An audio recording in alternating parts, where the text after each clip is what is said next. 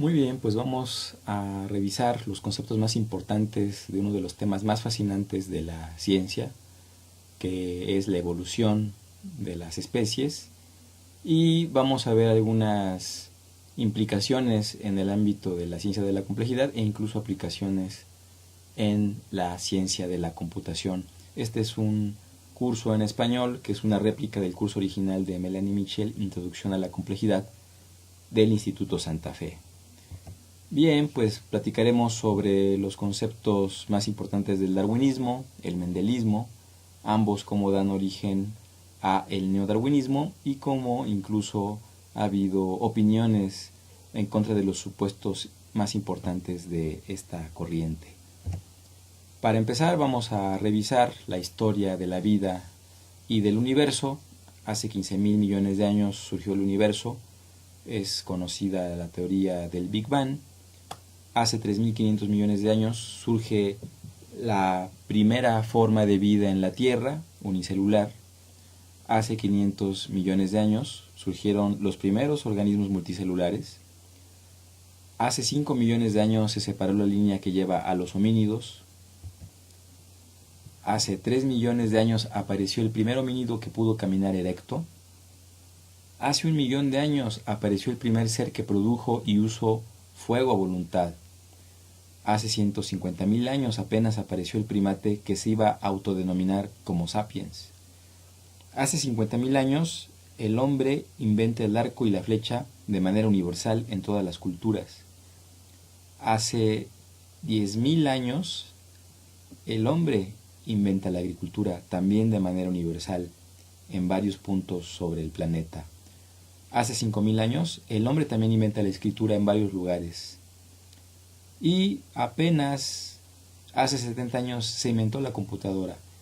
Estas fechas y estos tiempos los comentamos como una referencia de lo apenas perceptible que es la presencia del hombre sobre la Tierra en comparación con el surgimiento de la vida y de la aparición del universo.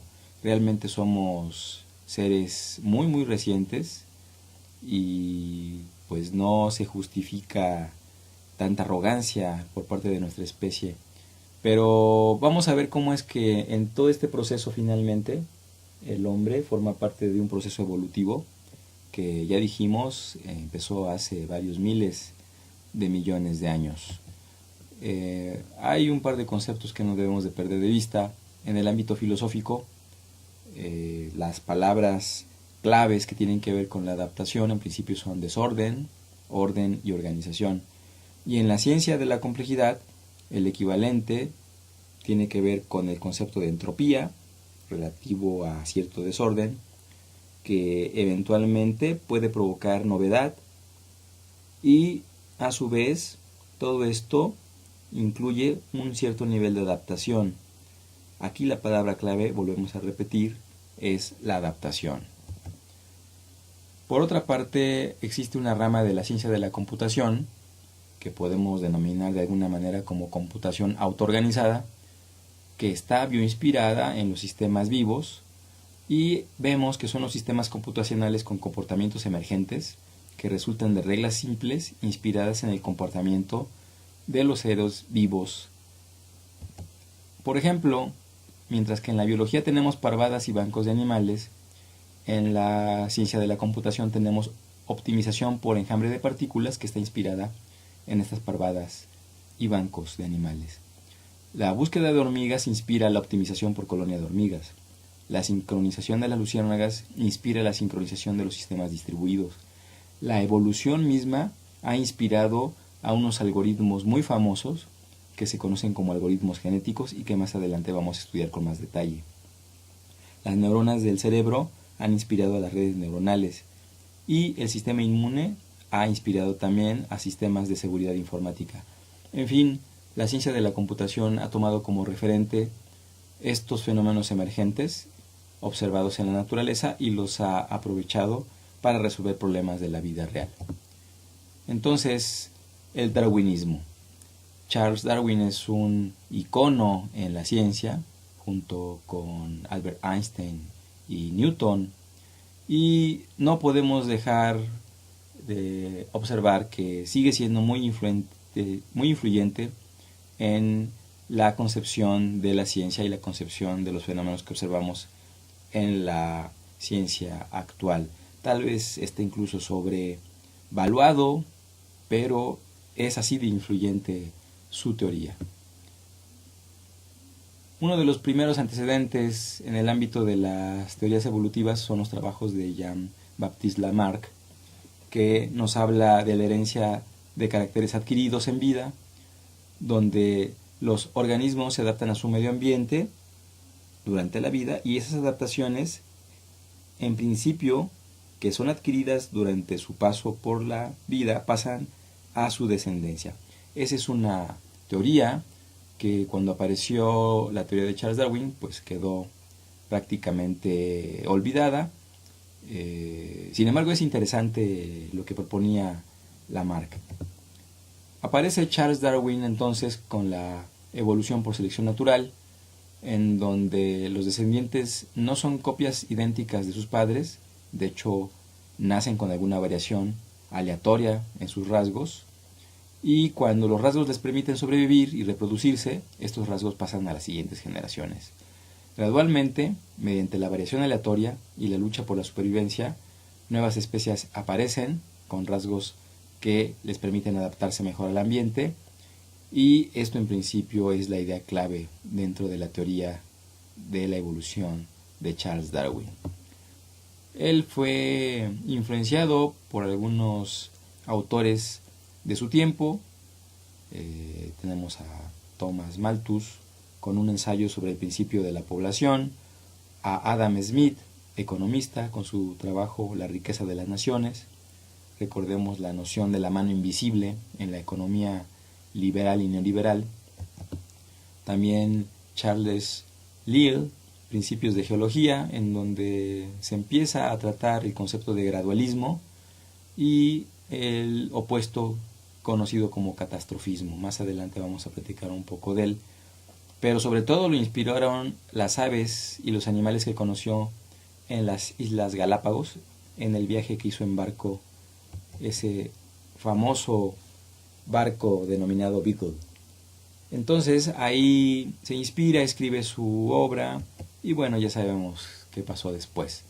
En síntesis, la teoría de Charles Darwin dice que existe un proceso evolutivo. Todas las especies en principio descienden de un mismo ancestro. La selección natural ocurre cuando el número de nacimientos es mayor que los recursos disponibles, entonces se infiere una competencia por estos recursos. Los rasgos de los individuos son heredados con variaciones. Estas variaciones son esencialmente aleatorias y no necesariamente para mejorar. La variación que permite una mejor adaptación al medio es la que permite al individuo sobrevivir y reproducirse, así que se hereda a sus descendientes.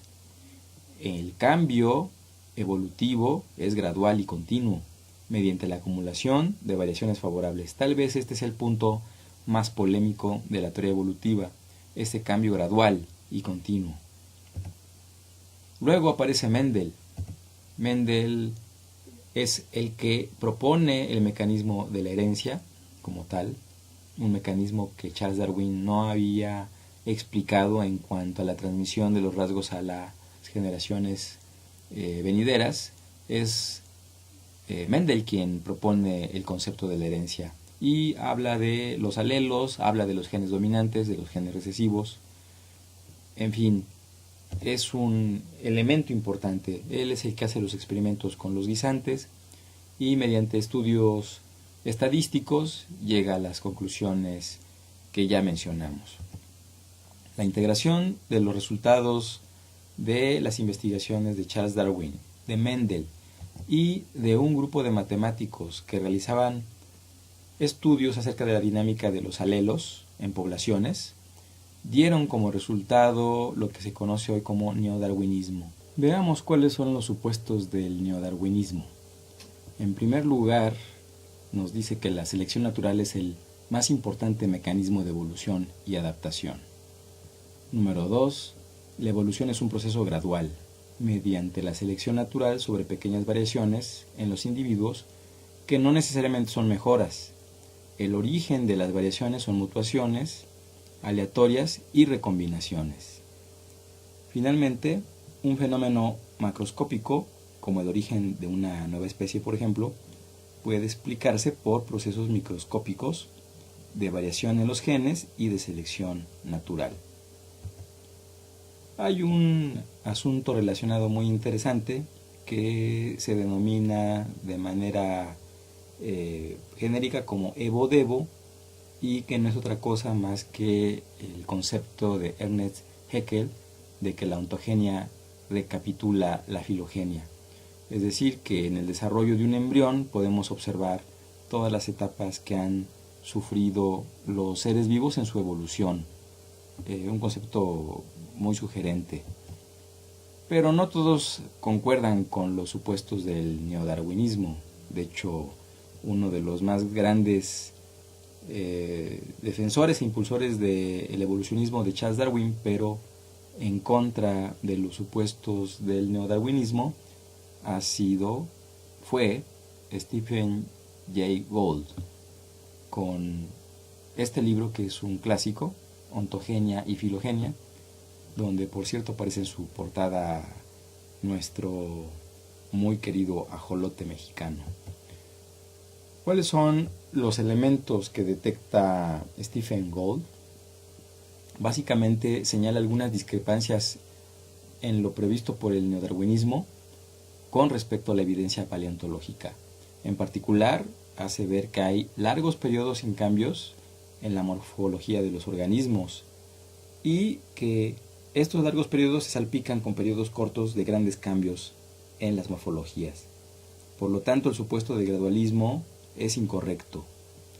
También consideró que más importante que la selección natural son las contingencias históricas y restricciones biológicas e incluso físicas. Así que, de acuerdo a Gould, no todos los rasgos se deben a la adaptación al medio. Incluso existen otros autores como Niels Eldredge que afirmó que el neodarwinismo es uno de los mayores mitos de la biología del siglo XX. Es un asunto polémico. Nuestro papel aquí es simplemente colocar todas las opiniones sobre la mesa. Más importante para nosotros por ahora es la reflexión sobre la tremenda complejidad que implica el contenido genético dentro de cada una de las células de los seres vivos. Sabemos que el ADN está conformado por bases nitrogenadas, adenina, tiamina, guanina, citosina, que junto con azúcar y fosfato forman los nucleótidos que conforman a las cadenas de DNA. Aquí lo muy fascinante de todo este proceso de réplica y autorréplica de los contenidos genéticos es que hoy por hoy es uno de los procesos más sofisticados y complejos que el hombre ha intentado explicar.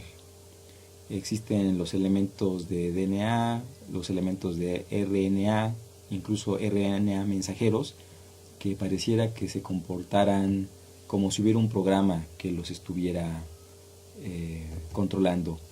Es un fenómeno sumamente sofisticado, el de la réplica y autorréplica del contenido genético.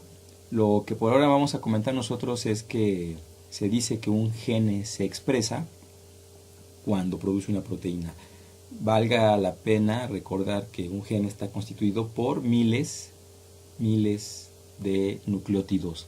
De hecho, el proceso que trajo como resultado el análisis del genoma humano en su totalidad arrojó información reveladora, como lo es el hecho de que antes de que se completara se pensaba que había una relación lineal entre genes y proteínas producidas. Pero al terminarse la decodificación del genoma humano ha quedado claro que tal relación lineal no existe. Es decir, aquí tampoco aplica el principio de que la suma de las partes es el todo. De hecho, el todo es más que la suma de sus partes, claramente aquí también, porque resulta que se encuentran registradas aproximadamente 100.000 proteínas, pero el genoma humano solo tiene 25.000 genes. Entonces esto ha llevado a la biología molecular a nuevos terrenos. Por ejemplo, ¿por qué no son iguales los gemelos idénticos? Bien, existe un concepto que se conoce como epigenética, que básicamente es el estudio de los cambios hereditarios en la expresión de los genes o fenotipos, provocados por mecanismos diferentes a los cambios en la secuencia del DNA. Es por eso tal vez que los seres clonados no se logran del todo bien. En fin, que existe el concepto también de regulación genética, muy a colación de este fenómeno de que hay más proteínas que el número de genes identificados. Y en esencia, lo que se ha observado es que incluso hay secuencias dentro del DNA que no tienen expresión, que no generan en principio proteínas. Y entonces la pregunta era, ¿para qué sirven esas secuencias de nucleótidos, estos genes que no se expresan? Y algunas investigaciones recientes han sugerido que estos genes en realidad tienen funciones de regulación, son como interruptores que permiten que se vayan activando genes conforme va transcurriendo el tiempo, y esto finalmente genera una morfología muy específica en los seres, de tal manera que se puede tener una secuencia de ADN muy parecida, como es el caso del hombre y del chimpancé, que somos 99.99% idénticos en cuanto a secuencia genética, pero el orden en el que se van activando los genes es lo que genera estas grandes diferencias morfológicas. Entonces se ha sugerido que estos genes que no se expresan en forma de proteína tal vez tengan una función muy importante como genes reguladores, a la manera de interruptores que van habilitando y deshabilitando las secuencias en las que se van activando los genes que dan lugar a las diferentes morfologías.